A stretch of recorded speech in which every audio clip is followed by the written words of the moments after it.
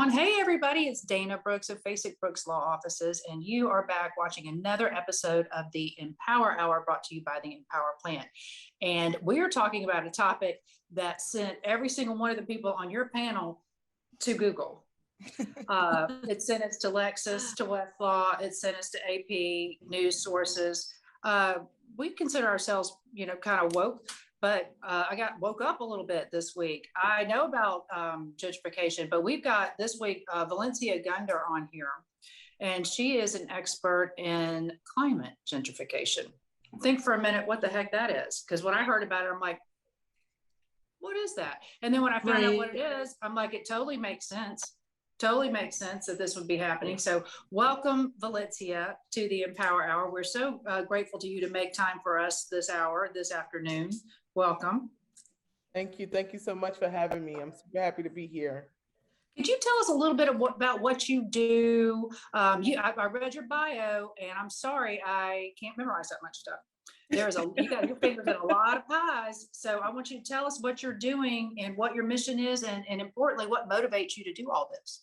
Yeah, well, I don't ever remember my bio either. So we're I'm Valencia Gunder. Most folks just call me V. I use she, her pronouns, and I am the co-founder and co-director of the Smile Trust, which is a food insecurity disaster relief organization that responds to the U.S. South and the Global South with food insecurity after natural disasters.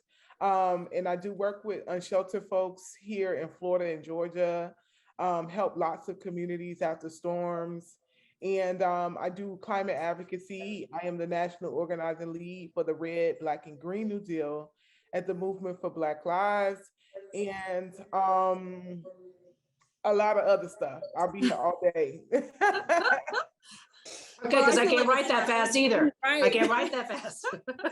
So welcome again, Valencia. And I want to thank Kia Thomas, our communications director, for putting us in touch with you. I want to take a minute to welcome the other members of our panel. We've got Rose Caswick back. Rose is my law partner, and she is in charge of a very important function. Rose, what are we drinking today? We are drinking Mai Tais. Okay. The Mai Tai was invented in San Francisco, Oakland area at a bar called Trader Vic's. And that is a metro area is one of the most gentrified cities in America. So I was trying to be on theme. Yeah. What Rose, when you hear that word, gentrification, what does it mean to you? What does it conjure in you? People, especially lower class or working class people, poor people being pushed out of their neighborhoods by upper class or wealthy, I suppose, people who are able to buy up the land, renovate it, and make it unsustainable for the people who live there to live there. I mean, that's my layman's rudimentary definition of gentrification. And I've seen a little bit of it firsthand when I was living in Gainesville. When I was in law school, we lived in a very like the outskirts of town, a majority like Black neighborhood, older houses from the 1940s, and we saw students starting to, we were some of them, buy those houses and turn them into student housing in the local populations. I mean, not when I was there, it hadn't, gotten to any sort of level where people were being forced out or, Starbucks was coming in or anything like that. But you could kind of see it maybe starting.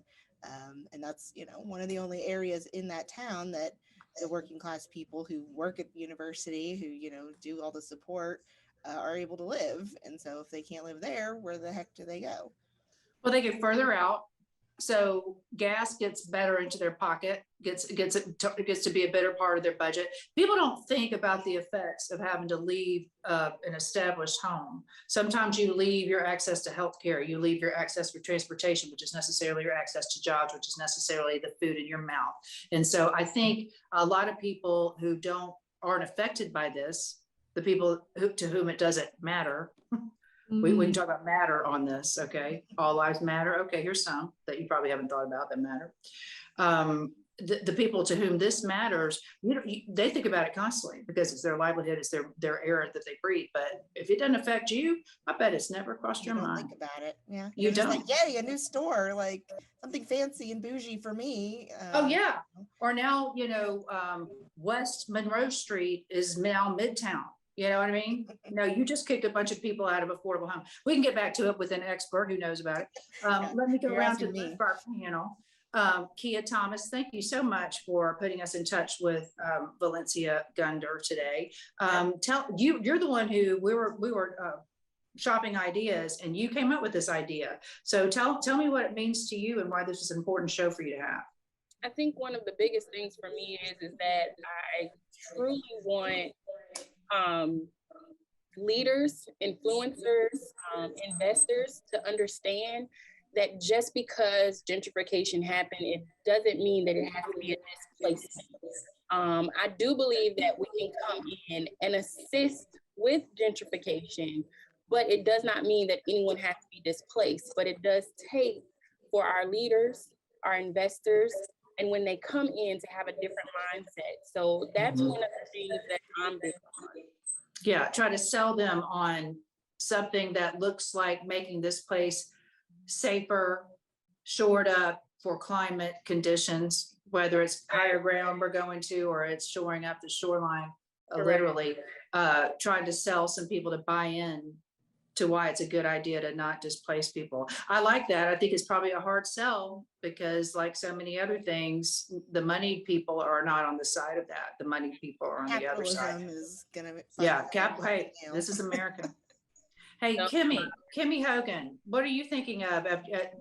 What did you think whenever you got the memo that we were doing client gentrification today? Yeah, I was excited about it. As personal injury attorneys, we deal with insurance claims all the time. And it made me think of when these hurricanes come through and then folks can't get the insurance money to fix their homes and they're forced out of them. And so I want to talk with Valencia, with you, about that and how you see that where natural disaster hits. And sometimes it's the delay in getting the money that they're owed from the insurance company that really boots people out and allows for bigger developments to come in. So that's what kind of where they my make an offer you can't refuse. No, I'm thinking of Valencia and Kimmy. Valencia, you're based out of Miami. Yeah, we had the hurricane that came through here. Matthew, was it Michael? Jeez, Michael. I'm confusing these men. 28. These destructive men blend with me. Too many biblical names. Yeah. But, when that one came through, I thought about it as Mexico Beach, Kimmy.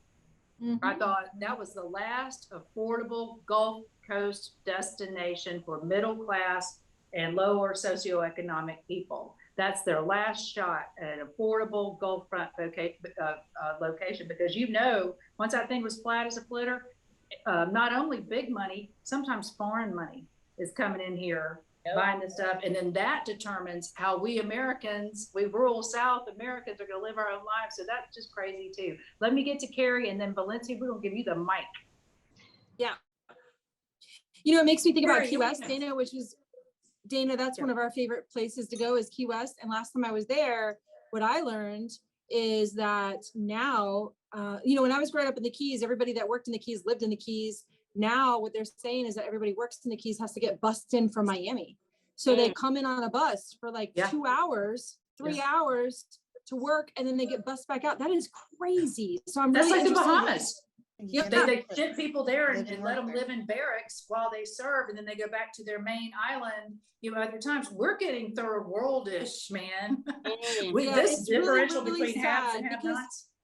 It takes the flavor and the authenticity and the culture out of the places that we want to go to experience the culture. You know what I mean? I don't want to go to Key West to go shop at, Gucci or whatever. I want to go to Key West to be there with locals and be in the local culture. So I don't think that it's a good change for many reasons, obviously, but I'm interested to really hear about Valencia, especially because she's down in Miami and she could speak to a lot of that. Yeah. Some of your tales underwater. Yeah, talk to the things that we brought up, Valencia. But I also want to hear, like Kia said, is there some good to this? Is there good and bad? Well, so it's a few things. One, folks need to understand that climate change is a threat multiplier, right? So sea level rise, climate change, the earth getting hotter is going to cause more disaster, more flooding, more everything. And then you have this thing called stressors and shocks. So stressors are the things that people go through already, right? Especially oppressed people, under-resourced people, poor people, immigrant people, queer and trans people. They go through these things every day. Like the world makes it hard for them to live um, because of who they are naturally.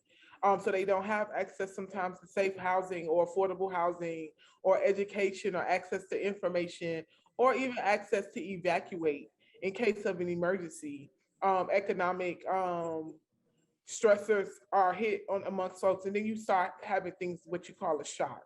A shock could be a hurricane, a shock could be a flood, a shock could be a pandemic, an epidemic, a shock can be death, a shock can be an uprising. And what ends up happening is your household, you as an individual and as a family, you take a hit.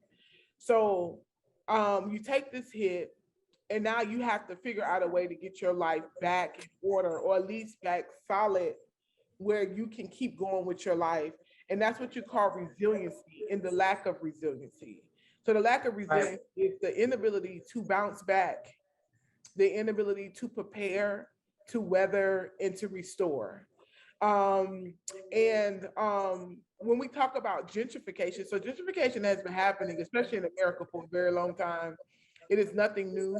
I think we could even go back to when the indigenous people were forced off of their land The onto original OG right, gentrification. right. So it's the big G, like a long time, you know. So the gentrification that's been happening. However, this time we're seeing that it's being tied to a climate crisis. Right now, the ICPP report, that's like the conservative scientists of the world are saying that we have less than 9 years till we're at the point of no return. I'm quite sure you all heard about the Paris Agreement and how we needed to get things down to slow down this climate crisis. Well, we didn't listen. And so now they're saying Yeah, that we pulled out of it. Too late. yes, unfortunately.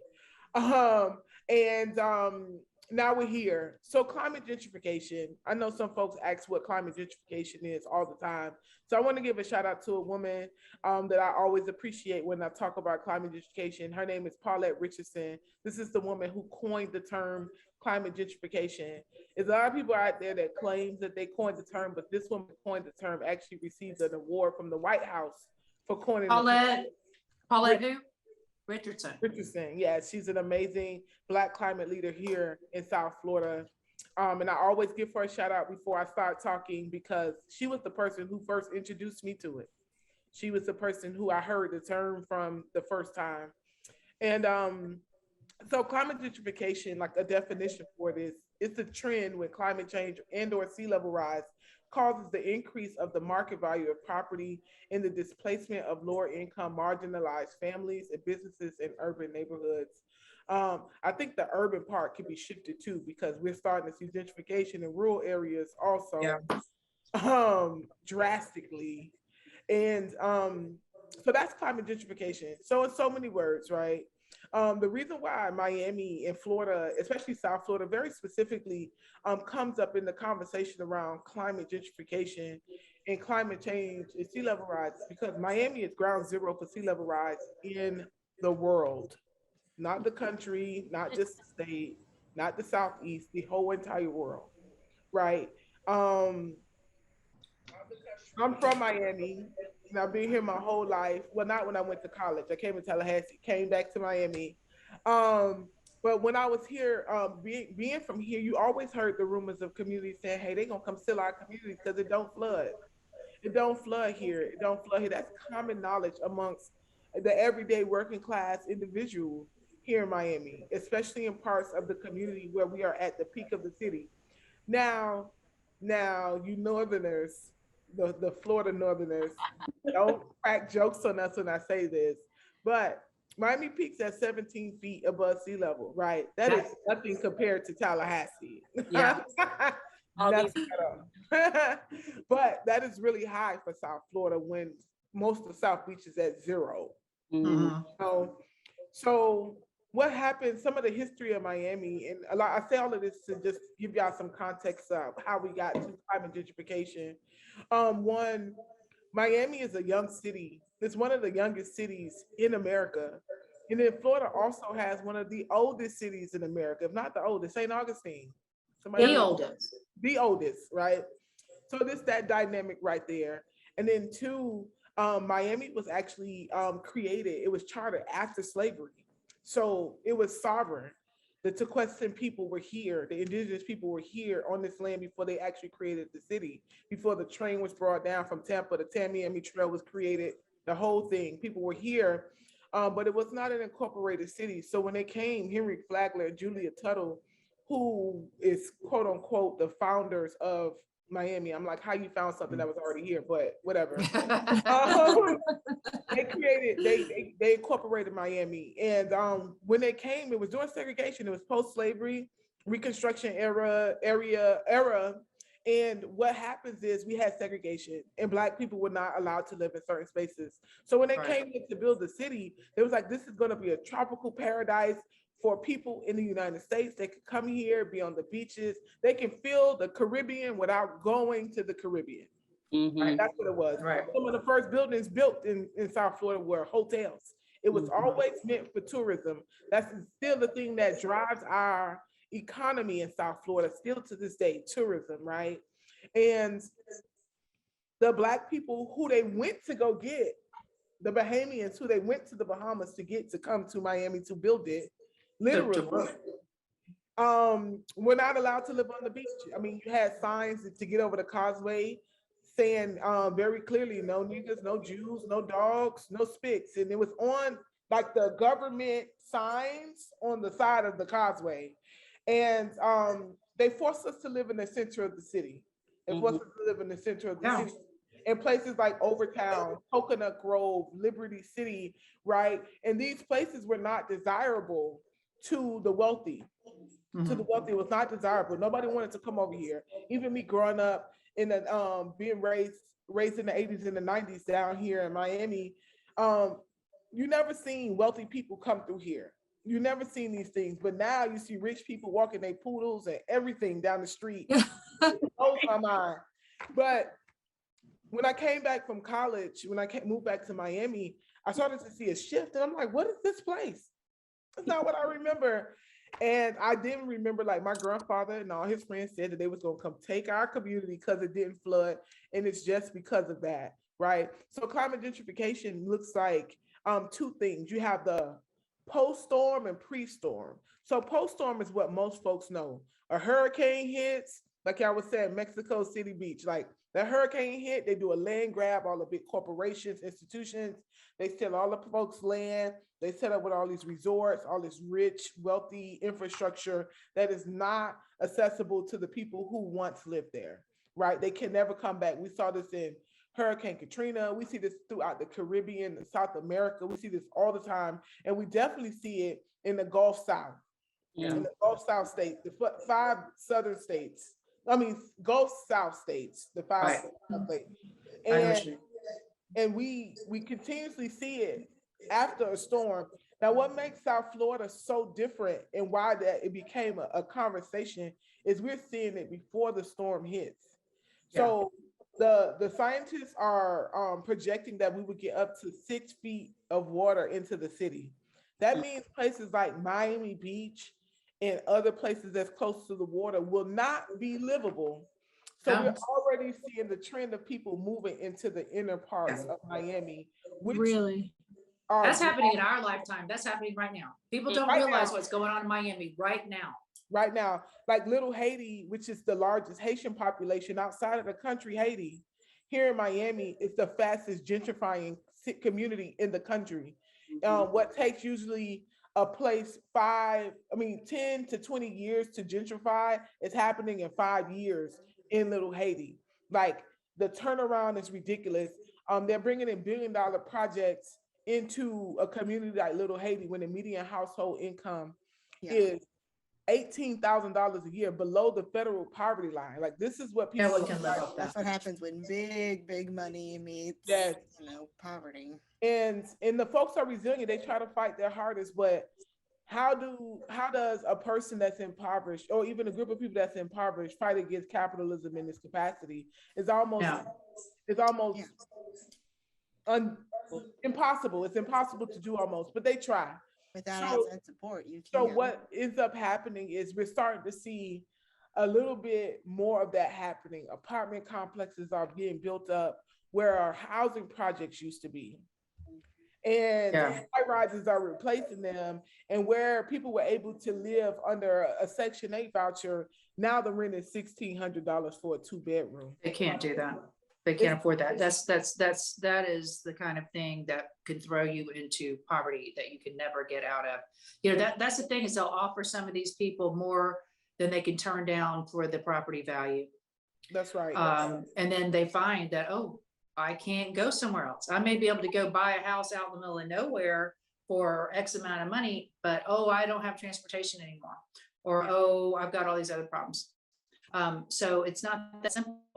You know, rising tide raises all boats. Not always, not everybody's boat. And when we have the kind of income inequality we have now, which is greater than we've ever had, that means those people who do have money, boy, they swoop in and take advantage of people when they're down like never before. It's like there's not anywhere near an even playing ground. Who else wants to chime in here? I don't want to just call on people. Who else has some comments or questions for our guests?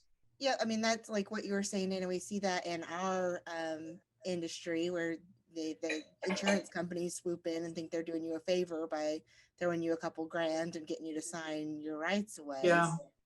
So it's, you know, people in power are always going to Exercise it. Yeah, have that ability of like, I know you need money now, so take what you can get. Yeah, it's fascinating to me that would happen. You know, I'm ignorant, I guess, of that happening in Miami when, you know, you think of the beachfront communities obviously being, you know, $1 million, multi-million-dollar mansions, and people are just, they're rich enough that they can abandon their multi-million-dollar mansion to the sea and buy out a whole block of families. Yeah, higher ground That's homes. wild to Yeah. me. They can take over a suburb where people had you know, kind of fled outside the city. They can come take that over and go to higher ground because they can't afford to just let their, you know, coastal property go. Yeah. You know, what does that do? You can't compete when that kind of thing happens. That's right. I think what's so sad about it is that you break up the culture. Like Little Havana, so I went to Miami for law school some, and Little Havana, like you said, is so cultural, and you break up the culture and then everybody kind of scatters. And same with Coconut Grove with the Cuban population down there, you know, it's the same thing happening there, and then the culture is gone. Mm-hmm. So I guess my question to Valencia is, what are we doing about it? Like, what can be done and what is being done? Yeah, so it's a few things. One, communities are fighting back. We're trying to fight for like a tenant bill of rights, because in the state of Florida, it's very little laws to protect tenants. Florida is the worst when it comes to that. We don't have inclusionary zoning in South Florida, so we're trying to fight for that. So inclusionary zoning is, even if developers come in, they have to provide a certain amount of public housing, low income housing or affordable housing. And also we are trying to incorporate some land trusts, community land trusts. In Miami, we have no community land trusts. The government makes sure we don't have them. But the community land trust will give the community actually control over the decision making of what happens with the land in their community. So we're fighting on those fronts. Also, we do a lot of political education and organizing to teach communities their rights as tenants. The thing is too, in South Florida, we have a lot of renters. So most of the folks who are at or below the poverty line, of course, they're renting, right? Yeah. So we are trying to shift power to make sure those who are renters, they get what they need. Organizations like Smash the Slumlords here in South Florida and the Miami Worker Center, they do amazing housing work, and we all work together to talk about housing insecurity and housing justice, because climate gentrification has everything to do with access to affordable, safe, and clean housing. Also, we have been pushing for resiliency in our cities. So Miami is one of the Rockefeller 100 resilient cities. And we have been trying to push for that process to be inclusive of under-resourced populations. And then also like teaching communities how to advocate for themselves, because a developer can come into your community, but it is things that they have to do. It's things that they have to do, like a community benefits agreement, right? Most communities don't even know how to pull one of those together. V does, so V teaches, but we need more people, more smarts, more lawyers. I'm so happy I'm talking to y'all to be in communities, explaining to people their rights, right? And then also, we make a lot of noise about it. I don't shut up about it. The developers don't like when I talk about it, and I don't care how they feel about it, because people are literally becoming homeless because of this. Like, this is not. And then that's a problem with the rest of us. So again, rich people are passing off societal problems to the rest of us instead of paying their fair share to take care of the ones they're creating. It's just not right. That's right. That's right. And it's so much more that happens. I mean, if you gotta, protest in the street, we do it. But we keep the pressure out there to let folks know. I'm sorry, y'all. That's okay. I work. People don't think I work. And we just bring way more awareness. Like when Miss Paulette introduced that language, I was just like, this makes so much sense. She put a word to literally what people have been feeling for a long time. And literally my work has been with other amazing advocates is to bring data and research to support the feelings and the concerns of the people. So we're not making this up. Like, we can show that people have been displaced. You can see the price of living has gone sky high. I just brought a home in Liberty City about 2 years ago. And my house, although I got a sweet deal because it was my family's home, but honestly, the house, like an average house in Liberty City in a mess is at $385,000. I've been there. No, and I was about to say Liberty City. No way. Good Lord. No way.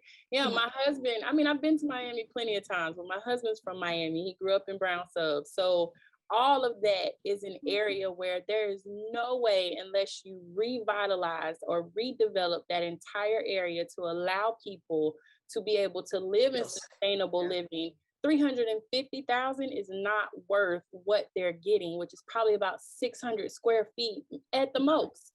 Right. It's not a little center block house. Lord. Miami is now second in the country for the most expensive place to live, right under LA. Like, you know how much work you got to put in to be more expensive than New York? Right.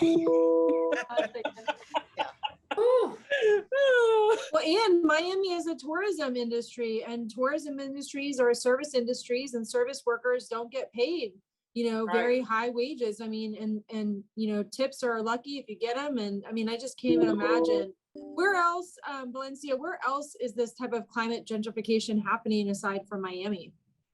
Yeah, so you would see it up and down the east coast of Florida. Up and down the east coast of Florida. You see it in parts of Jacksonville already. And then also, like you always said earlier, in that panhandle, that cusp, what I call a cusp, like that right there before you get into Alabama, that is starting to see it. You start to see it in southern Louisiana already, even though storms hit them all the time. Like, it is people predatorily going after these folks' land, literally all the time. And that's what I mean. It's not always even American capitalists. It could be somebody who's got more money than Croesus just trying to shelter it somewhere over here, and all they do is park it. They don't even develop it and create jobs with it and occupy it and remodel it and service it and maintain it. What in the world? In Florida, lawmakers allow that to happen. That's allow it to happen. Political all day long, but we have had a super majority Republican controlled legislative government for many, many years now. And they're MO and hey, that's their job. You know, their MO is capitalism, as few laws and regulations as possible. Let the market take care of it. Laissez-faire, keep government out of it, and let the chips fall to where they may. And if you're suffering, you're probably a weak person. Should try harder, whatever. But when you talk about these things, Valencia, that historically affect people, I don't care what the problem is. I don't care if it's climate change, gentrification, income inequality, childcare, healthcare, health outcomes. If you're already disadvantaged, it's going to hit you worse. And you're unlike the people who it doesn't hit. You have none of those, multi-generational resources to defend yourself and to change things. And so when Carrie asks you, what the hell can we do about it? I'm right here with her. I mean, because you can care about something all day long, but if you don't have money and people with money behind you, how do you get anything done? You end up getting hit with disaster until you get until you use your vote to change. That's right. And what we're starting to see too, another thing in South Florida is a lot of people are this is their second home. So a battle around immigration and citizenship is another thing, especially amongst immigrant populations here. And a lot of our communities here in South Florida are immigrant populations. Carrie talked about earlier, like Little Havana. It's definitely Little Havana. It's full of Cuban people. And you have Alapata, who's full of Dominican people, and Little Haiti is full of Haitian people, and Coconut Grove is full of Bahamian people. It's a thing. It is a thing. So that's another layer of a stressor that folks have to deal with. And then also these workers that are being put on buses, taken down to the Keys, that is a very real thing. Or taken up to Palm Beach to work in these sugar factories. It's to me, it looks like indentured servants. It does. It looks like indentured servitude is exactly what it looks like. Yes. You can't afford your dignity. Well, yeah, especially for women who are maids in the hotels and the resorts and the Keys, right? So they have children, they leave their children for 3 or 4 days at a time, take the bus down there. They can't provide for their children or take care of their children. So who's taking care of their children? How can they possibly have a healthy relationship in their life with anybody, family, friends, spouse, partner, whatever? So it cuts deep. It cuts deep in a lot of ways to know that people are actually being bussed into the resorts in the Keys because they can't afford to live there any longer. That's just insane. And Carrie, that's the entire point of these people taking the hits. Every hit affects a certain groups of people over and over again. Because guess what happens whenever you have to leave your children to go work? Then we have all those society problems. That's how we end up with 25% of our young men dead or incarcerated by the time they get to be 18. That's how we end up with a lopsided population distribution. That's how we end up with not enough money coming into homes. And then that whole generation's got to fix that. It is so much more than just old poor people are selling their house to rich people. And isn't that great? They get to live out their retirement on, in a great home on the water. It's just people don't pull back these layers of social problems and really understand that this is not a character defect. Right. And V, I know that you're in Tallahassee a lot. So what are some of the initiatives that you've been coming to Tallahassee to? You're at that Capitol a lot. And who are some of the senators and representatives that you're dealing with? And when you heard Carrie, I know this is loaded, when you heard Carrie and Dana say, what can we do? They were literally talking about what can they do? So on top, those are my 3 loaded questions. Yeah. So I'm back and forth into the Capitol.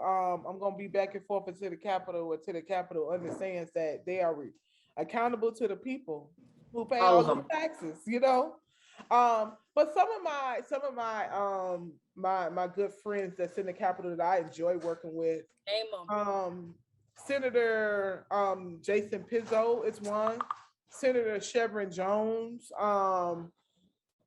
Oh my goodness, y'all got me naming names and I'm forgetting. I know people help you a lot. I see him all over the place. Yeah, Anna Escamani.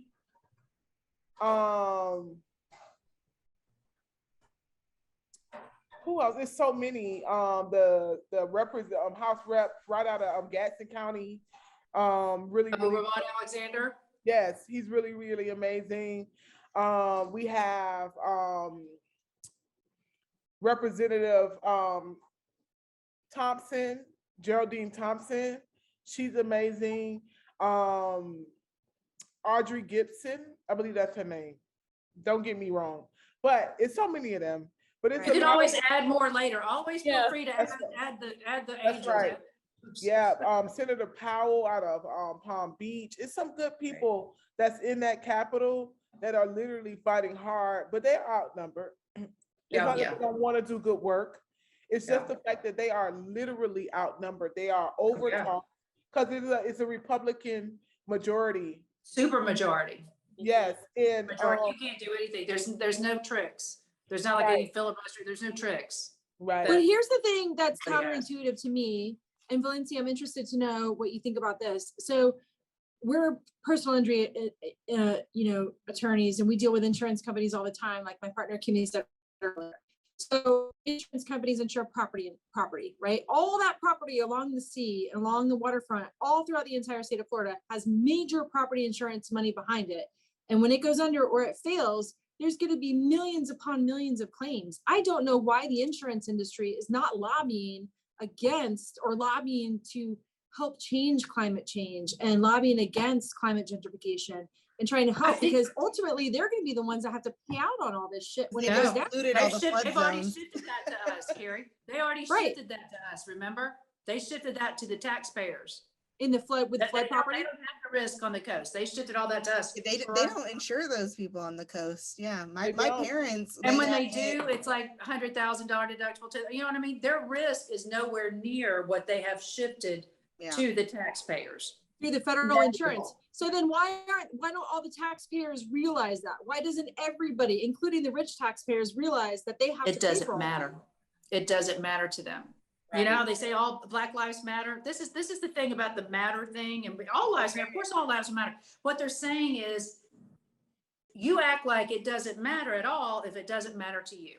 Mm-hmm. Okay, that's the difference. Okay, if all this stuff is happening, it could be horrible, but people will say things like, "Well, there's all kind of horrible things happening." You know, I don't like cancer, but we don't have cancer in our family right now, so that's not our thing. Right. So it doesn't matter to me. That doesn't mean it doesn't matter. That's why we do need leadership from legislators, and we do need leadership from our governors. But right now in Florida, I think they're just taking a let the chips fall where they may approach. And, you know, that's what capitalism is. And cream rises to the top and everything will shake out in a natural order.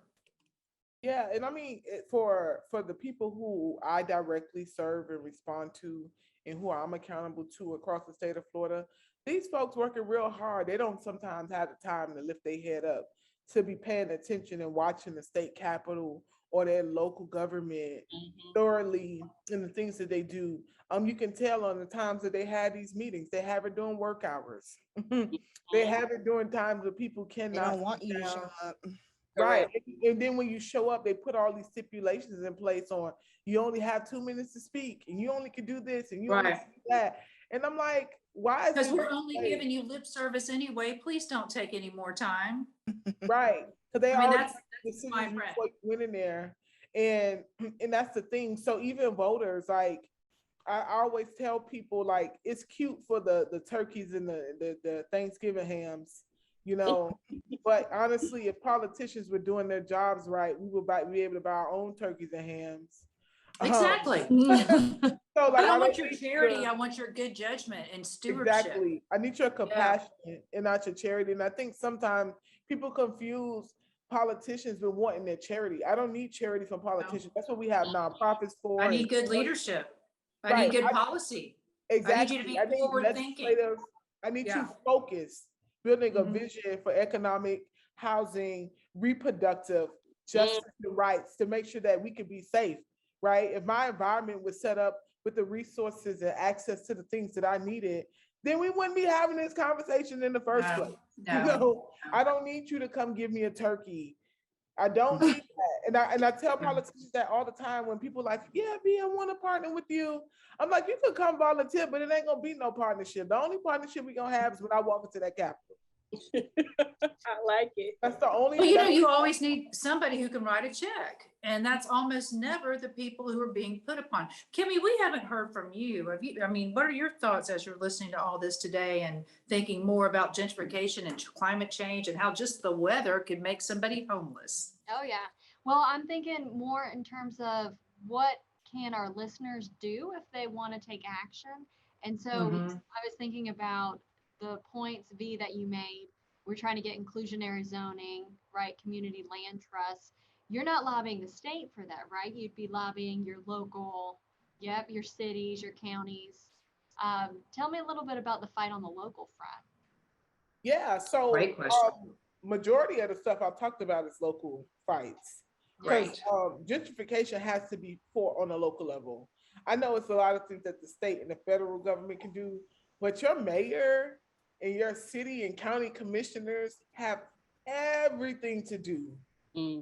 Probably more than your governor has everything to do with why gentrification is happening in your city, in your community. So Yeah, that's your county commissioners, your zoning plans, your comprehensive That's plans, right. all that stuff. So it's like Yeah. a matter of showing up to county commission meetings and paying attention at the local level. Really. Yeah, I think also just being in alignment with your neighbors is the first step, right? Yeah. Because I don't want people to get it twisted.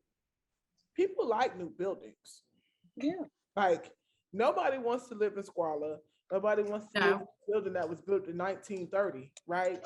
And I never met a poor person who wanted to remain poor. You know, however, People don't accept that, do they? They just don't believe you when you say that. right, like they want to live like that. Like, what person y'all talk to? Because nobody I talk No. to out of all of the I damn sure didn't 100,000 enjoy it. people I met, right? So, but yes, local fights are the biggest, right? That's when you can ask for the community land trust. That's when you can ask for inclusionary zoning. That's when you can start to put a tenant bill of rights. That's something that's super cool that I see community members doing here. Also, internal things like for those of us who have a little change. When we move into these communities, right, we come in an equitable way. When I purchased my home, I did want it fully remodeled and I got it fully remodeled, but I did it in a way that would not impact the livelihood of my neighbors, right? Also gave them access to a lot of the grants that I got to get a lot of stuff done to my house. So they, hey, There you maybe go. get some stuff done to their house. Yep. Also, Spread if you it. have a home and you can afford to stay. Stay. Sometimes I know you be like, F it, I'm gonna get the hell out of here because I'm tired. Right. And I know it's tough. It's tough because they the powers that be, they on purpose make sure your community, they call it the broken glass syndrome. They make sure it's a mess. The broken window syndrome, that they let the houses be abandoned and the yards go undone and the parks get overrun and they defund resources. Just to get you to leave on the cheap? Yep. So they make it undesirable. And then as soon as you leave, they come in with the good stuff, right? I have a friend who told me her father passed away 7 years ago, and he had a house in Little Haiti. And her siblings was like, we don't want it. We're gonna just get rid of it. And they sold the house for $25,000. That house now is on the market in Little Haiti for $500,000. Don't tell me about that. Yeah. So if you have a home in these places, you keep it.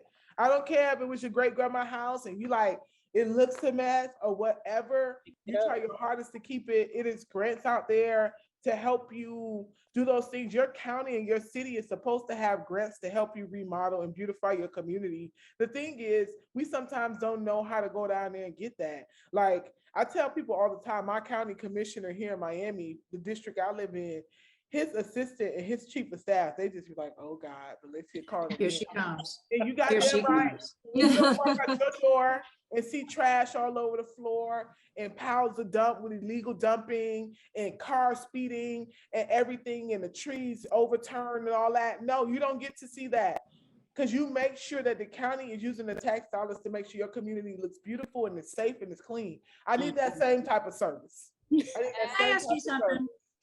Can I ask you something? I have something in my head. I was in Philadelphia one time downtown and I'm driving around. I used to take these depositions, and if I was there any extra time, I'd get on one of those double-decker red buses and I'd go all over the town for half a day or whatever. So they tell me everything about Boston or New Orleans or Philadelphia. Well, in Philadelphia, when you erect a new building downtown, you have to give something like 10%, is substantial, of the building cost to art. And that is, you know, whether it's murals or sculpture or all these sorts of things. And I thought, well, that's lovely.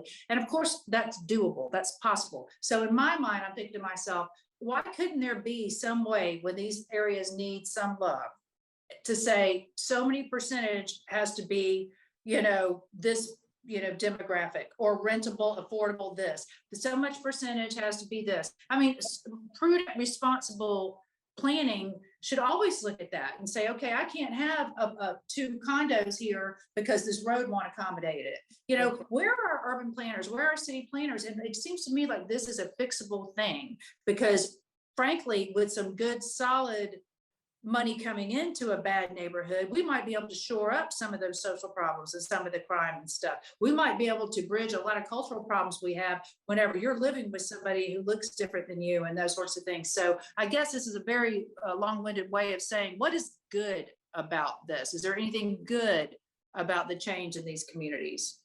Well, it's nothing good if people are not able to stay to enjoy it. Right. So if people are being displaced, it's nothing good about it. It's only going to be good to the people that's coming in that can afford to live there.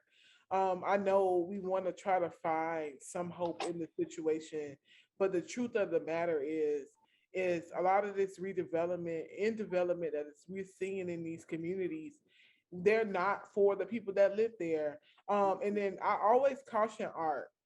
I know art looks nice and beautiful, and usually tell me about that. What do you mean? People usually preserve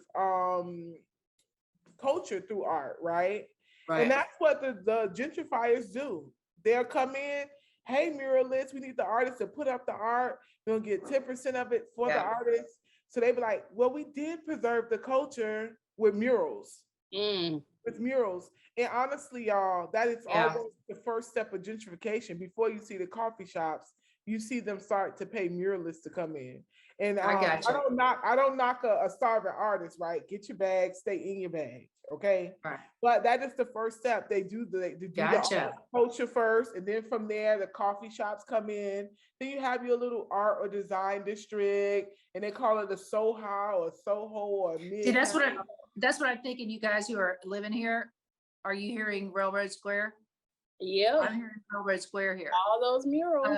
And this is my other thing is like, could they not possibly, you know, mandate that so much percent of the remodeling that you're doing in Liberty City be done by people who, you know, meet these, you know what I'm saying? It just seems to me that there's solvable things if we got some leadership in government that could help take care of a lot of this. Preference for Black contractors, things like that. That's what inclusionary zoning looks like, right? When you have I just don't know the word. Gotcha. It's mandated. It a mandate for these things to happen in other cities, in other states, not in Florida, in other states, probably not in the South either. But you see examples of inclusionary zoning, like Jersey. Probably still not the best example, but when a developer comes into a community that is at or below the poverty line, they have to put up the 21% of it with affordable and low income housing, and then housing for senior citizens. Those three have to be put in there. And also in places that have inclusionary zoning, for every unit of affordable housing that they displace, they have to replace, even if it's someone else in the city. And see, that is the cycle of it, but that has to be mandated. That has to be done at the local level. Permitting process, the accountability has to come from the people who do your inspections, the people who hold you accountable and give you your licenses and certifications. And honestly, that's why I'm always bringing up inclusionary zoning, because that is the way a mixed income community can look and feel equitable if rules in place where we're practicing equity and not just equality, because I think sometimes people get those two things confused. Right? I just had a whole Facebook fight over equality and equity. It's amazing, you know. And then I remember, Dana, every time you get into a Facebook fight, remember, half the people read an 8th grade education level or lower. That's a lot of people. Okay. That means a lot of people have lost out on the benefit of a lot of formal education they could have had they been able to read and understand at a greater level. So I need to stop being an asshole about it and realize. No, I mean it. I mean it. I really, I get into that thing where I think if I understand it, surely you do. What the hell? Right. And that's not true. But mainly, I think what I'm hearing from you, Valencia, is it's got to matter to some people at a local level to squawk enough to change. And again, so many people, if it's not affecting them right now, why do they care? Yes. If it's not affecting my grandma, Mm-hmm. Right. If my aunt didn't just lose her house, what do I care? Right. I got mine. The thing I is, got mine. most Americans are just one paycheck away. Yep. Well, most Americans are just one paycheck away, regardless Yeah, of creed. The 1%, they call it the 1% for a reason. So that means the other 99 should always feel like we have holes in our social safety net that we falsely tell this romanticized story of and about. In America, like I always tell people, America is a first world country. They create second-class citizens that live in third world countries. Right. It's a thing, right? We know people right 30 minutes outside of Tallahassee who life is drastically different than those of us on this Zoom, right? I know people who live 20 minutes away from me that are drastically different. And it doesn't mean that we are causing it, right? But the thing is, I think sometimes We're contributing. We do contribute, but I do think about, sorry, yeah, that's my niece. We do think about, we forget to think about the fact that it's people live right amongst us who are dealing with third world situations, like developing country conditions, right? People don't have proper drinking water. We see a whole city, Flint, Michigan, without drinking water. This is America. After Hurricane Katrina, how does that people happen? on the highway for 10 days. This is America. Like, who is this America, this great America for? Because I ain't seen it yet. All these people who have been displaced, who can't afford to buy food and housing for their families, they don't see this great America. And my thing is, then you have the oppression on top of that. Like, I can't be Black and walk down the street. I can't be a woman and have autonomy over my body. Like, what is this conversation? I can't even pick my clothes. Right. Right. So it's a lot that we should always think about when we think about gentrification, climate gentrification. You all are 100% correct. It's bigger than just displacing a person from a building. It is definitely removing a person from a community. It's displacing culture. It's disrupting history. It is destroying people's lives. It is separating families. It is putting a But gap it in affects, time. it's even more acute because if you can't get transportation to a job, you lose your job, all that thing comes from it. If you can't get health care or not enough health care, then something like COVID is going to disproportionately affect you. And you've already got those other burdens. You've already got that stuff on your back. It's just how much more do we need to put on people who are not winning right now under this current structure? Winning, I mean, the people who are winning, they're winning by magnitudes. It's not a slight thing anymore. There's a chasm. But we have got literally just a time for everybody to come back one more time. Valencia, I could have you to the house. We could talk, okay? We could just get to know each other. And I appreciate so much everything you shared with us. I'm fascinated. I'm just sitting here listening. But let's start with Rose and Kia and Carrie and Kimmy, and let's wrap it up today. And then we'll end with you. How about that, Rose? Yeah, I mean, this was very enlightening. I'm grateful for the education. I mean, I knew a lot of that stuff was happening at the local level, but I didn't realize, how little protections there were in Florida. Because I've seen that, in other places where people have made the comparisons of, a developer has bought this land, they can put, one mansion on it, or, a condo complex that will house 500 mini warehouses. will house working and middle class people, as well as set aside 5 units for low income housing or whatever, and everyone can live together in one area. It can work. I just we need to work harder to make that happen everywhere. I think it's this was enlightening too, because I think it again illustrates that all government is local. And if you stay involved at your smallest level of government and your community leaders, then your community representatives, elected officials, and then grow from there. But stay involved at the most granular community level, I think. Kia, your thoughts as we wrap today? I just want to say how I met Valencia. Yeah. Gosh, she can sing. Like, I don't believe you. It's showing out. You're showing out. I do also want to use this platform and say just how proud of you I am. You have moved into some amazing things and you're doing some amazing things. And I just want to let you know that I know for a fact the statement that I'm about to say, that the rest of the partners here are going to support me. When you come in town, you have to let us know so that we can back you, because I can tell you right now, every woman that's sitting on this panel has a existential part as to what they believe into what you're doing. From Kimmy with sustainability. This is who we are. This is who we are. It's all who we are. It's nuclear. So I don't want you to forget about us when you come into town, or prior to you coming into town. Let us know. We will stand with you at the Capitol for things that we believe in, because these things is what's going to affect our community later, our kids later. I think one of the biggest things that people forget is that if people are not educated, there is no community. So we have They'll to get run over. You'll get run over. Exactly. So thank you. You probably should have sung throughout this whole time so everybody could hear. I'm gonna ask her to close this. I'm gonna ask her to close this with a song. After love that. Okay. But I thank you for everything you're doing. And like I say, FB is behind you, because we know that the things that you're doing is to assist in ensuring Florida's economy, as well as on a huger level and a smaller level. So we thank you for that, and we're here to support. Thank you so much for that, Kia. Absolutely. Okay. Hey, Carrie.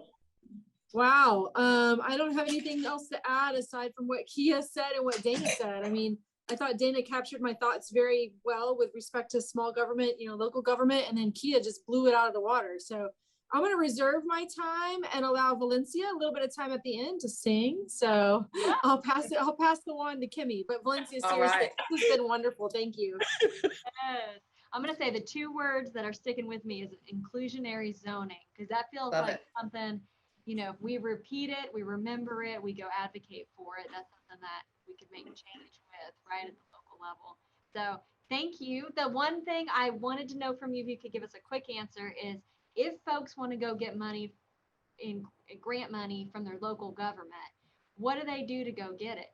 Just start calling your local representatives? Yes.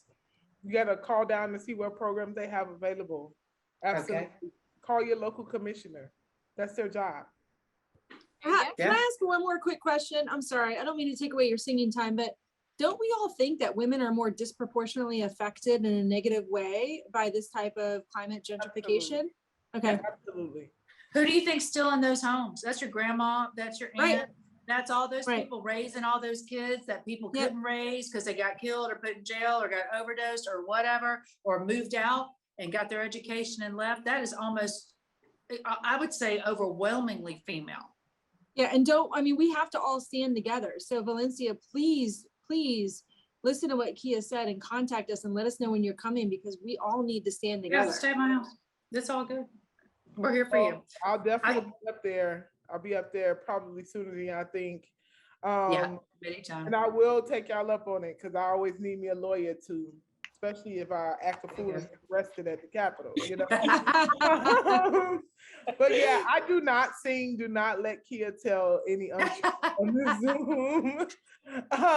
We used to joke around, and I can't sing, but I would sing along with her. On this Zoom.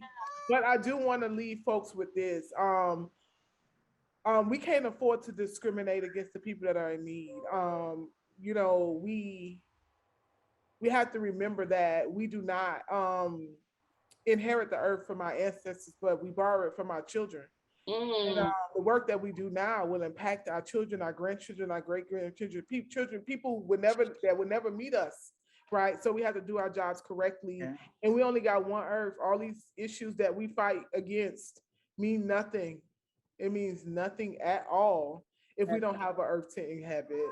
So I want folks to know that it's everybody's job to be green and friendly. It is everybody's job to advocate. It's everybody's job to share information.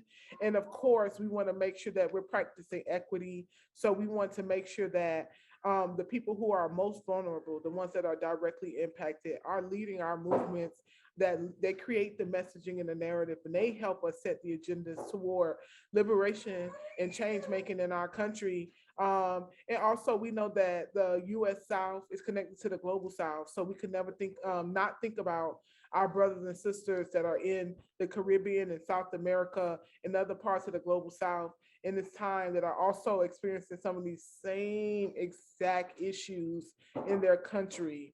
So as we move and we make change in our local governments and our state governments and our federal government, those are examples that folks can use, not just here in the United States, but around the world. And thank y'all so much for having me. And sorry for the baby noise. Oh, no, that's okay. We love babies. have Valencia Gunder, thank you so much for making time out of your day. You're down there in Miami, you're fighting the good fight against climate gentrification, and you're doing even more than that, and that is in educating and enlightening the rest of us who have our heads in the sand, because it's not tapping us on the shoulder right now. So thank you for the wake-up call. Thank you for making time with us today, and thank you for all that you do every day to help the people so many people forget about. So thank you all for joining us again for another episode of the EmPower Hour, brought to you by the EmPower Plant. We will see you next Thursday at 4:30 for another Facebook Live. Take care, everybody.